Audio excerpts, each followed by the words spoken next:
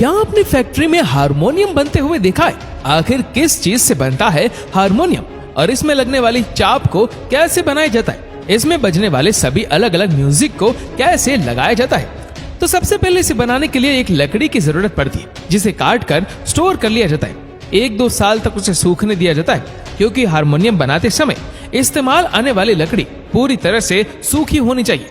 जब यह लकड़ी पूरी तरह से सूख जाती है, फिर इस लकड़ी को फैक्ट्री में पहुंचाया जाता है। इसके बाद इसे आरा मशीन की हेल्प से लकड़ी के बड़े बड़े टुकड़ों के छोटे और पतले भागों में काट लिया जाता है। फिर इसे 5-6 दिनों के लिए स्टीम में रखा जाता है।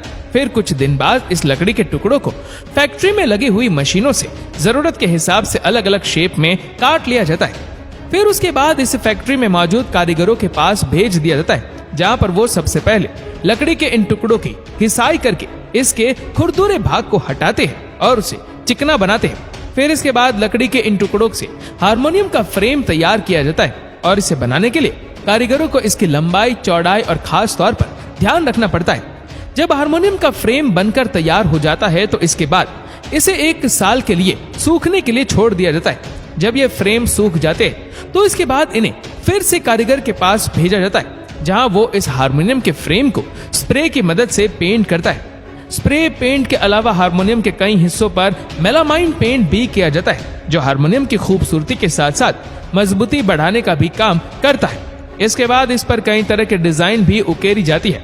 फिर इसे कुछ समय तक सूखने के लिए छोड़ दिया जाता है। इसके बाद पूरी तरह से तैयार इन फ्रेम को फैक्ट्री के दूसरे हिस्से में भेज दिया जाता है, जहां पर मौजूद कारीगर इसमें लगने वाले पार्ट को असेंबल करते हैं। हारमोनियम में ढोकनी और हैंडल के साथ साथ कई अन्य पार्ट भी लगाए जाते हैं, जिसके बाद हारमोनियम का आउटर भाग पूरी तरह से बनकर तैयार हो जाता है।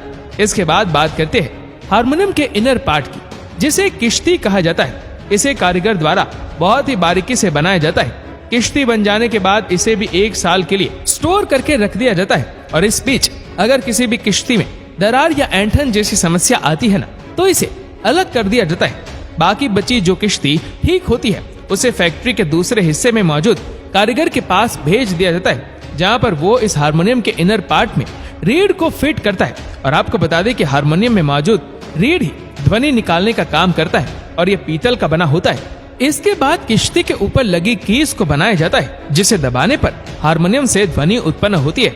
और जब कीज बन जाती है, फिर इसे दूसरा कारीगर किश्ती पर फिट करता है। किश्ती पर कीज फिट होने के बाद हारमोनियम का इनर पार्ट पूरी तरह से बनकर तैयार हो जाता है। इसके बाद उसमें ट्यूनिंग की जाती है और फिर इसके बाद इसे अच्छी तरह से चेक किया जाता है कि कहीं कोई समस्या तो नहीं आ रही है ना।